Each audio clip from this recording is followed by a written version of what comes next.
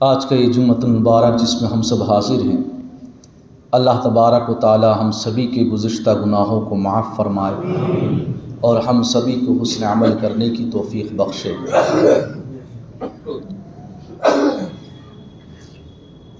رجب المرجب کا جو یہ آخری عشرہ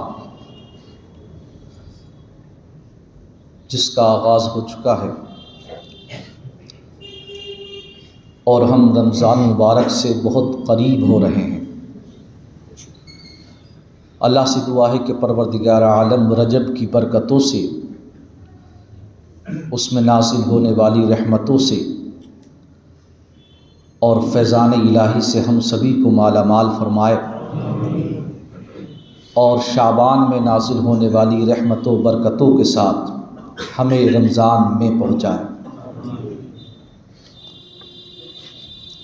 امید ہے آپ نے وہ تقریر سنی بھی ہے اور یاد بھی ہوگی کہ ماہ رجب کی بڑی عظمت ہے۔ مفسرین نے بھی اس کو بیان کیا ہے، اور قرآن کریم کے اندر 4 حرمت والے مہینوں کا جو ذکر ہے اس میں ایک رجب المرجب بھی ہے، اور یہ چونکہ اللہ کا مہینہ ہے تو ہم سبھی کو چاہیے جہاں اس کا ادب و احترام کرے وہیں ہم سبھی کو چاہیے کہ اس ماہ میں عبادات و ریاضات، صدقات و خیرات بھی خوب کثرت سے کریں، اور روزے رکھنے کی بھی کوشش کریں تاکہ ایک عادت بنتی چلی جائے، اور شعبان میں بھی آپ روزے رکھیں تاکہ رمضان کے روزے رکھنا آپ کے لیے سہل اور آسان ہو جائے۔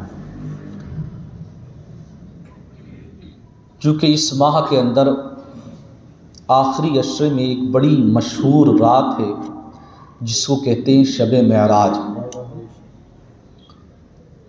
27ویں شب بڑی مشہور اور معروف ہے، انشاءاللہ عز و جل اس رات میں ہم ذکر کا اور محفل کا اہتمام بھی کریں گے۔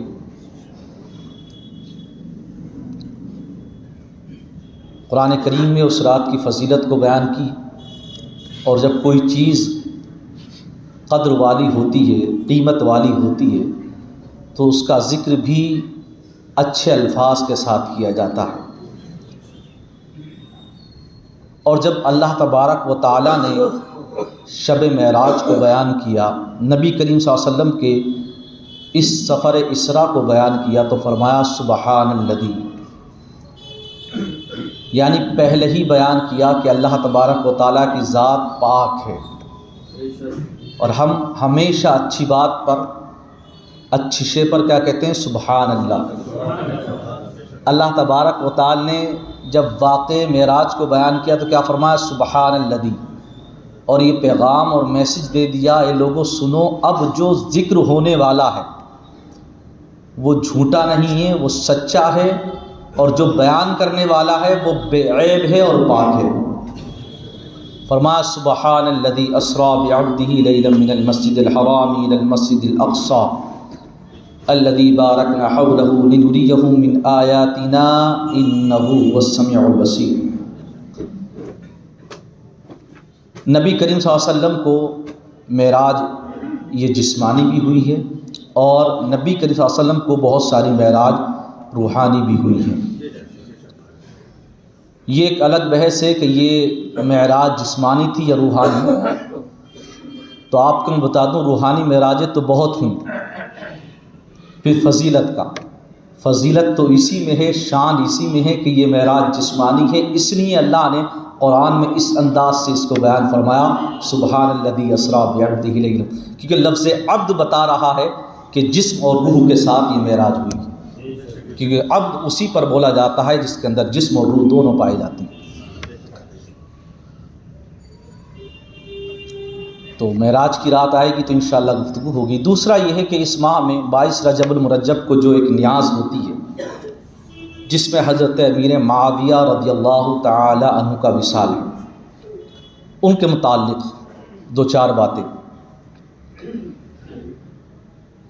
وہ اس لیے بھی کرنا ضروری ہے کہ بہت سارے لوگ جب یہ مہینہ آتا ہے، یا اس کے علاوہ بھی اہل بیت اطہار کا بڑی خوش دلی سے ذکر کرتے ہیں، اور کرنا بھی چاہیے کیونکہ قرآن کا بھی اعلان ہے اور نبی کریم صلی اللہ علیہ وسلم کی حدیث پاک موجود ہیں۔ رات بھی ہم نے ذکر کیا تھا جس میں آقا نے فرمایا میں تمہارے درمیان دو چیزیں چھوڑ کے جا رہا ہوں، ایک تو یہ قرآن کریم اور دوسرا اہل بیت اطہار۔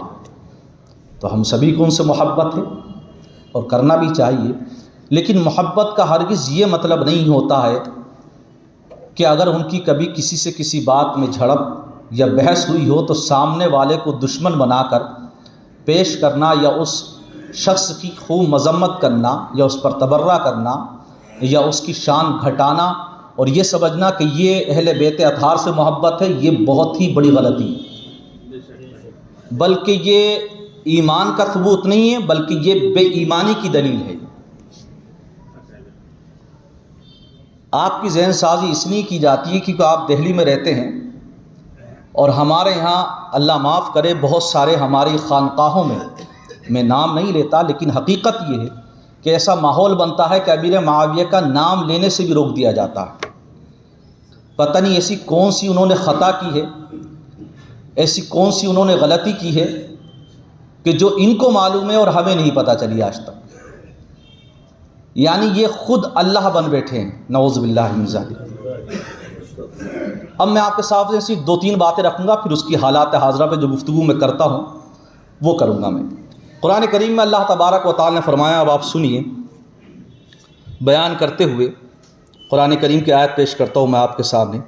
اللہ فرماتا لا يستوي القاعدون من المؤمنین غیر اولی الضرر والمجاہدون فی سبیل اللہ باموالہم وانفسہم فضل اللہ المجاہدین باموالہم وانفسہم علی القاعدین درجہ وکلا وعد اللہ الحسنى وفضل اللہ المجاہدین علی القاعدین اجرا عظیما۔ یہ آیت کریمہ ہے، اب میں ترجمہ کرتا ہوں اس کا۔ اللہ فرماتا ہے برابر نہیں بیٹھنے والے مسلمان جن کو بدن کا نقصان نہیں اور لڑنے والے اللہ کی راہ میں اپنے مال سے اور اپنی جان سے۔ اللہ نے بڑائی دی لڑنے والوں کو اپنے مال اور جان سے، ان پر جو بیٹھتے ہیں درجے میں، اور سب سے وعدہ فرمایا اللہ نے جنت کا، اور زیادہ کیا اللہ تعالی نے لڑنے والوں کو بیٹھنے والوں سے بڑے ثواب میں۔ اس کا مفہوم یہ ہے کہ اللہ تبارک و تعالی نے یہاں صحابہ کے لیے جنت کا وعدہ فرمایا۔ صحابیت ہونے میں یعنی نفس صحابیت میں سارے صحابہ برابر ہیں، چاہے وہ صدیق اکبر ہوں یا وہ صحابی جس نے صرف اسلام قبول کیا اور کوئی فرض ادا نہیں کیا، نہ نماز نہ روزہ کچھ نہیں، لیکن اسی حالت میں اس کا انتقال ہوا یعنی ایمان کی حالت میں، تو وہ بھی صحابی ہے، اور ابوبکر صدیق بھی صحابی ہیں۔ تو نفس صحابیت میں سارے صحابہ برابر ہیں۔ یہ بڑی علمی گفتگو ہے، لیکن جب بات آتی ہے درجے اور مراتب کی، تو اب چونکہ درجے اور مراتب قرآن میں اللہ تبارک و تعالی نے رسولوں کے بھی بیان فرمائے کہ جیسے نفس رسالت میں سارے رسول برابر اور نفس پیغمبریت میں سارے پیغمبر برابر ہیں، مگر اللہ نے فرمایا ہم نے کسی پیغمبر کو اتنا اٹھایا کہ اس نے ہم سے کلام کیا، ہم نے کسی پیغمبر کا درجہ اتنا بنایا کہ ہم نے اسے صفی اللہ کا خطاب دیا، کسی کا اتنا اونچا درجہ بنایا کہ ہم نے اسے اپنا خلیل بنایا، اسے خلیل اللہ کا خطاب دیا، کسی کو ہم نے اتنے اونچے درجے پر رکھا کہ اسے حبیب اللہ بنایا اور امام الانبیاء اور سید المرسلین بنا دیا۔ تو درجے اب اللہ نے خود بیان فرمایا۔ تو صحابہ کے بھی درجے ہیں، تو ابوبکر صدیق کا درجہ اتنا اونچا بلند کیا صحابہ میں کہ نبی کریم صلی اللہ علیہ وسلم کے بعد اور انبیاء کے بعد اگر سب سے افضل کوئی ذات بنی جس پر علماء کا اتفاق اجماع ہے، جس کو ہم خطبہ جمعہ میں پڑھتے ہیں، افضل البشر بعد الانبیاء بالتحقیق۔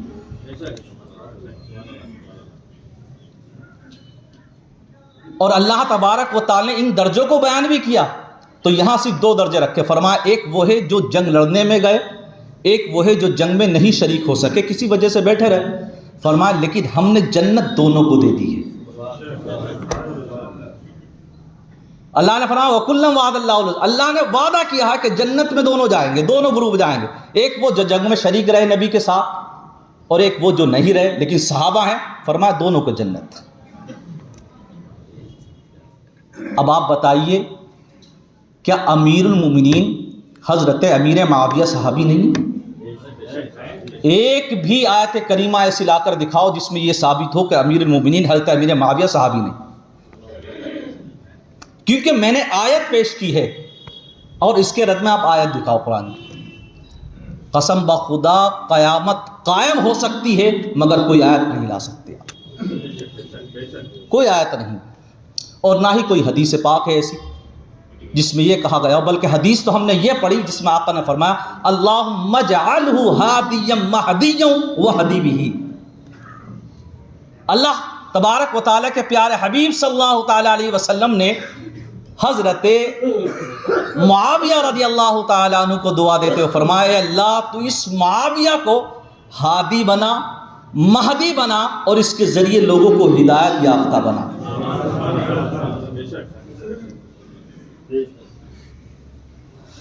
حضرت امیر معاویہ رضی اللہ تعالی عنہ ابو بکر صدیق رضی اللہ تعالی عنہ کے دور میں جنگ یمامہ میں شریک ہیں، جس میں مسیلمہ کذاب کا خاتمہ ہوا ہے، جس نے نبوت کا دعویٰ کیا ہے. اور حضرت عمر فاروق اعظم کے دور میں آپ حاکم بنے ہیں، گورنر بنے ہیں ملک شام کے، جس کے گورنر امیر معاویہ کے بھائی تھے پہلے، لیکن جب ان کا وصال ہوا تو ان کو گورنر بنایا گیا. تو حضرت عمر فاروق اعظم کے دور میں آپ گورنر رہے، عثمان غنی کا دور آیا تو اس میں بھی آپ گورنر رہے. تقریباً 20 سال ایک ہی بندہ ایک ہی پد پر لگاتار قائم رہا اور اسلام کی سلطنت کا وستار کرتا رہا 20 سال. اور پھر جب امام حسن رضی اللہ تعالی عنہ نے اپنی خلافت ان کو سپرد کر دی، ہم یہی کہتے ہیں کہ حق حضرت امام حسن کے ساتھ ہے. امام حسن نے خلافت کو قبول کیا، لیکن جب آپ نے دیکھا کہ رنجشیں بہت بڑھ رہی ہیں تو آپ نے سوچا ان جھگڑوں کو ختم کیا جائے. تو حضرت امام حسن نے کہا کہ میں خلافت آپ کو دیتا ہوں، یعنی آپ کو خلیفہ بنایا جاتا ہے. کچھ شرائط طے ہوئی تھیں تو اس پر لوگوں نے حضرت امام حسن پر لعن طعن کرنا شروع کیا اسی دور میں. تو امام حسن نے کہا کس بات پر آپ مجھ سے جھگڑتے ہو؟ اگر آپ کہتے ہو کہ خلافت میرا حق تھا تو میں نے اپنا حق امیر معاویہ کو دے دیا، کل بروزاش نہیں مانگنے والا میں. اور وہ لوگ کان کھول کر سنیں کہ جو اہل بیت اطہار کی محبت کا پردہ لے کر آڑ لے کر امیر معاویہ پر لعن طعن کرتے ہیں تو در حقیقت وہ امام حسن سے بغض و عناد رکھتے ہیں.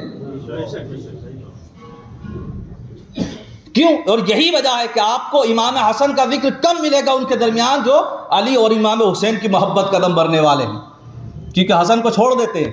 کیونکہ حسن کا کردار تو یہ ہے کہ لوگوں کے درمیان ایک وسط، ایک درمیان میں ایسا پہلو رکھا جائے کہ نہ ان کی شان میں گستاخی ہو نہ ان کی شان میں گستاخی ہو. تو ہم اعلان کرتے اس بات کا جو ہمارے اکابرین کہتے کہ جس سے امام حسن نے صلح کی اس سے کوئی جھگڑا نہیں، اور جس سے امام حسین نے جنگ کی وہ کبھی ہمارا نہیں، وہ کبھی ہمارا ہوا ہی نہیں. تو حضرت امیر معاویہ رضی اللہ تعالی عنہ کی شان میں کوئی بھی آپ کے سامنے اگر نازیبا الفاظ کہے، کلمات کہے، تو آپ اس کو میری یہ تقریر کی چند باتیں جو آپ کو بتائیں ان کو سنا دینا، اور ساتھ ہی ساتھ یہ بات بھی بتانا کہ آقا صلی اللہ علیہ وسلم نے فرمایا اصحابی کالنجوم بأیہم اقتدیتم اہتدیتم. آقا نے فرما دیا تمام صحابہ ستاروں کی مانند ہیں، جنہوں نے ان کی پیروی کی، اقتدا کی، وہ ہدایت پا گئے. اسی طریقے سے حضرت امیر معاویہ رضی اللہ تعالی عنہ کے بارے میں ایک اور بات آپ سے کہوں گا میں، اور وہ یہ ہے کہ دیکھیے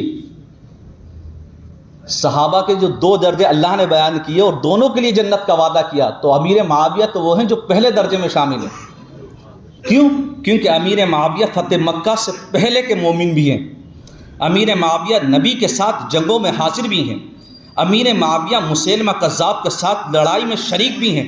امیر معاویہ رضا الہی کی بشارت میں بھی داخل ہے. امیر معاویہ قسطنطنیہ کے مغفور لہم کا جو ذکر ہے اس کے امیر بھی ہیں. امیر معاویہ نبی علیہ السلام کے دربار کا کاتب بھی ہیں. امیر معاویہ رضی اللہ تعالیٰ عنہ وحی خدا بندی کا امین بھی ہے. امیر معاویہ ہادی مہدی اور ذریعہ ہدایت بھی ہے. امیر معاویہ خال المسلمین بھی ہے، یعنی تمام مسلمانوں کا ماموں ہے، کیونکہ حضرت امیر معاویہ کی سگی بہن نبی کریم صلی اللہ علیہ وسلم کی زوجہ ہیں، ہم سب کی ماں ہیں وہ. تو امیر معاویہ کون ہوئے؟ ہمارے ماموں ہوئے. اور فرمایا امیر معاویہ وہ ہیں جو عالم حساب و کتاب بھی ہیں، اور امیر معاویہ وہ ہیں جو وعدہ حسنہ میں شامل بھی ہیں.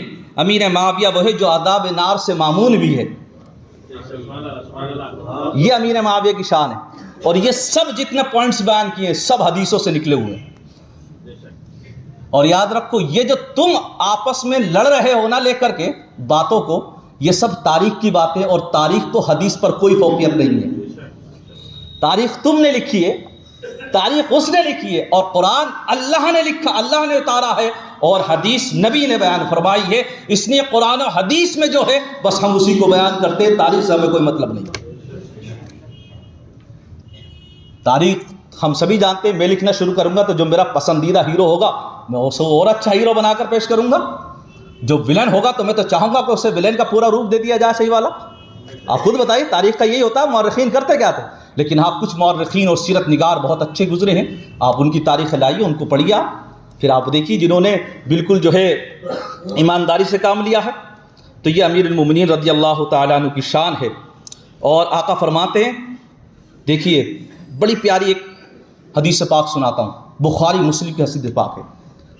جو لوگ گالی بکنے والے ہیں، جب بھی کوئی بات کرے نا، دیکھو میرا نظریہ آپ کو صرف یہی دینے کا ہے کہ آپ کے سامنے کوئی بھی امیر المومنین حضرت امیر معاویہ کا اگر ذکر نازیبا الفاظ میں کرے تو آپ خود بھی خاموش رہیں، اس کی ہاں میں ہاں نہ ملائیں، بلکہ اس کی زبان پہ بھی لگام لگانے کی کوشش کریں.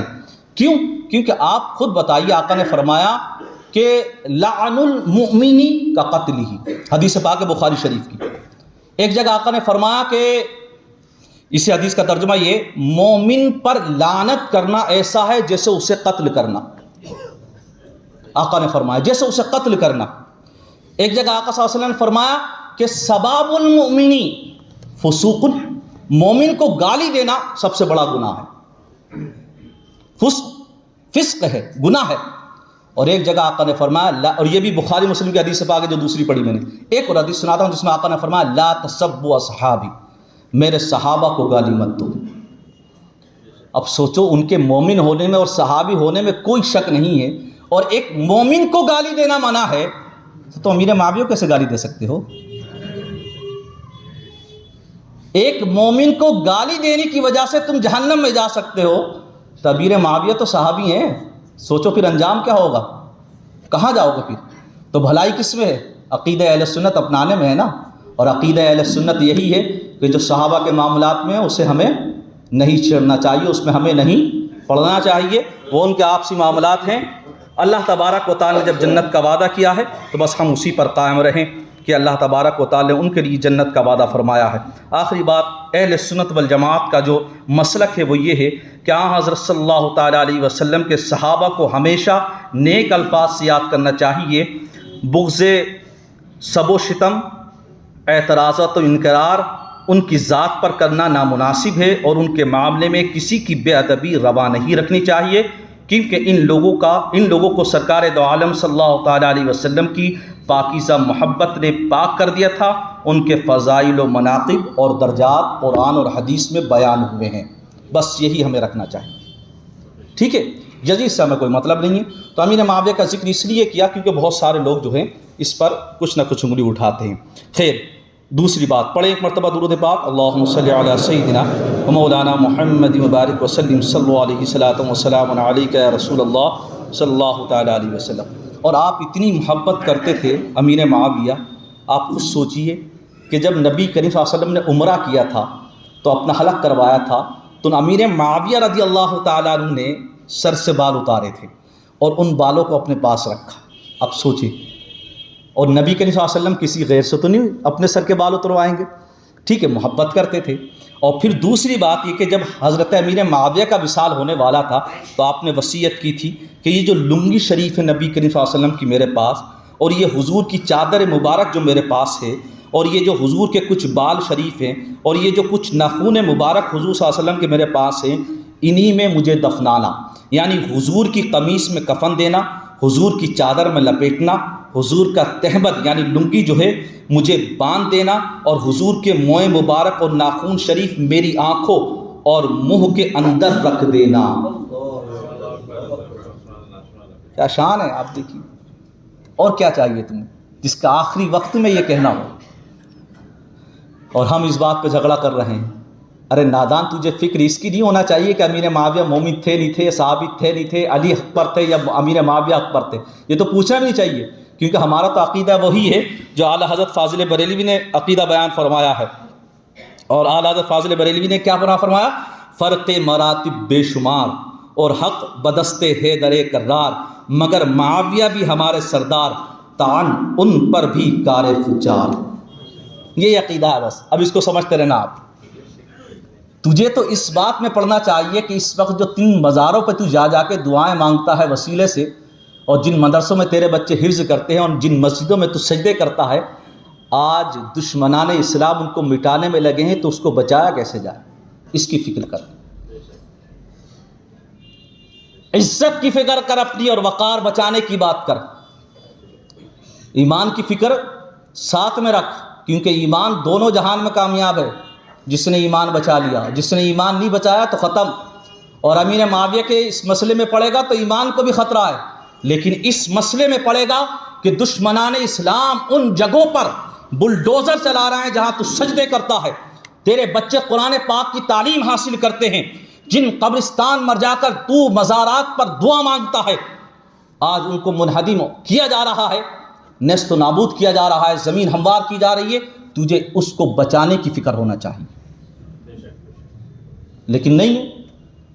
کیوں؟ کیونکہ میرے گھر کے کسی قبر کو تو منہدم کیا نہیں ہے. آپ کے مہرولی شریف میں 800 سال پرانے قبرستان پر بلڈوزر چلا. خبر ہے آپ کو؟ نہیں خبر ہے اس کی؟ پرسوں اور روز چل رہا ہے، سنا فجر میں پچھلے 2 دن سے. اور وہاں پر عاشق اللہ کا بھی مزار ہے نا؟ سنا وہاں بھی پولیس لگی ہے. واللہ عالم ان کے دماغ میں کیا ہے. لیکن آپ کے پاس کیا لائے عمل؟ کیا جواب دو گے کل پروردگار عالم کو؟ آپ کی بابری مسجد پر مندر بن گیا، گیان واپی مسجد میں کے تہخانے میں جو ہے پوجا شروع ہو چکی ہے. آپ کیا جواب دو گے کل قیامت؟ آپ کو کیا لگتا اپنی مسجدوں کی کیسے حفاظت کرو گے تم؟ کیا اپنے آفس میں کام کرتے ہوئے سوشل میڈیا پر صرف لان تان لکھ کر کے اسی سے کام چلے گا؟ یہی ایمان بچا ہے تمہارے اندر؟ یاد رکھو، ان سے تو صرف اتنا کہوں گا جو بلڈوزر چلانے والے ہیں، جو ہمارے بزرگ اور اکابرین کہتے رہے. ابھی کسی جلالی فقیر سے، کسی جلالی بزرگ سے پالا نہیں پڑا ہے. جس دن پڑ گیا تو بلڈوزر چلانے والا بھی اور اس چلانے کا حکم دینے والا بھی سب روئے زمین سے ختم ہو جائے. اور سن، اللہ فرماتا وَيَمُدُّهُمْ فِي طُغْيَانِهِمْ يَعْمَهُونَ، ہم نے سرکشوں کو ان کی سرکشی میں ڈھیل دے دیے. اس لیے تمہارا دور ہے ظالم اپنے ظلم کے عروج کو پہنچنے والا ہے، لیکن وہ بھول گیا ہم اس وحدہ لا شریک کی عبادت کرنے والے ہیں کہ خانہ کعبہ میں بیت اللہ کے اندر بھی بت رکھے گئے تھے، مگر رب نے ڈھیل دے رکھی تھی. اور جب پکڑ فرمائی ان بطش ربک لشدید، ہم اس وحدہ لا شریک کی عبادت کرنے والے ہیں، جب وہ گرفت کرتا ہے تو پھر جتنا ظلم کیا ہوتا ہے ان سب کا وہ حساب لے لیا کرتا ہے. اور پھر فرمایا جاء الحق وزاق الباطل، حق آیا اور باطل مٹ گیا. تو بس چند دن کی ہے. ہم دیکھ رہے ہیں تم ہندوستان کے اندر مسلمان کو مٹانے میں، اسلام کو مٹانے میں لگے ہو، لیکن ہم مغرب سے اگتا ہوا سورج دیکھ رہے ہیں. کیوں؟ وہ اس وجہ سے کہ یہاں باطل طاقتوں کے آگے کمزور مسلمان سر جھکائے ہوئے ہیں اور باطل طاقتوں کے گن گا رہا ہے، اس لیے خاموش ہے. اور یاد رکھ، ہم دیکھ رہے ہیں کہ اسلام کی حقانیت مغربیت کے اندر ایسی چھا رہی ہے کہ لوگ اسلام کی آغوش میں داخل ہو رہے ہیں. اور آج سے نہیں، جب سے اسلام کا آغاز ہوتا ہے لوگ مٹانے چلے تھے ان 313 کو بھی، ان ہزاروں کو بھی، لیکن 313 میں کمی تو نہیں ہوئی، وہ ہزاروں میں بدل گئے. اور جب 1000 میدان جنگ میں نکلے تو 1000 میں کمی نہیں ہوئی، وہ 10,000 میں تو بدل گئے. اور جب 10,000 فتح مکہ میں نظر آئے تو وہ جب نبی کریم نے خطبہ حجۃ الوداع دیا تو وہ لاکھوں میں بدل چکے تھے. اور آج 1445 سے لاکھ نہیں کروڑوں میں بدلے جا چکے ہیں. ہم نے تو یہ دیکھا. اس لیے باطل طاقتوں سے ڈرنا نہیں ہے، بس اپنے ایمان پر مضبوطی سے قائم رہنا ہے. کیونکہ اسلام کہتا ہے کہ جب تم میدان جہاد میں نہیں آ سکتے تو کم سے کم صبر کرو اور اپنے بھائیوں کے لیے دعائیں کرو جو اس کے لیے لڑ رہے ہیں. یہ تمہارا سب سے بڑا ہتھیار ہے. مومن کا سب سے بڑا ہتھیار اگر کچھ ہے تو وہ دعا ہے۔ آقا نے فرمایا مومن کا ہتھیار دعا ہے، تم دعائیں کرو، چاہے وہ بیت المقدس کی حفاظت کرنے والے مرد مجاہدین ہوں، یا ہندوستان میں گیان واپی مسجد کی حفاظت کرنے والے ہوں، یا اس کے علاوہ متھرا کی شاہی مسجد جو عیدگاہ ہے اس کی حفاظت کرنے والے ہوں۔ اللہ اسلام کو سربلند کرنے والا ہے، تمہارے ساتھ اللہ ہے۔ لیکن یہ بات یاد رکھنا کہ اگر دل میں کہیں بھی باطل طاقتوں کو جگہ دے رکھی ہے، تم نے خوف خدا ختم ہوا ہے، تو گویا کہ تمہارا ایمان ختم ہو چکا ہے۔ کم سے کم اس ایمان کو باقی رکھو، ورنہ یاد رکھو بڑا برا حشر ہونے والا ہے۔ تو اپنے ایمان پر قائم رہو، چونکہ وقت بھی ہو گیا اور ایک جھلک بھی میں نے آپ کو دکھا دی، ورنہ داستان نہ ہوگی تمہاری داستانوں میں۔ یاد رکھنا، اس کے لیے لا عمل تیار کرو۔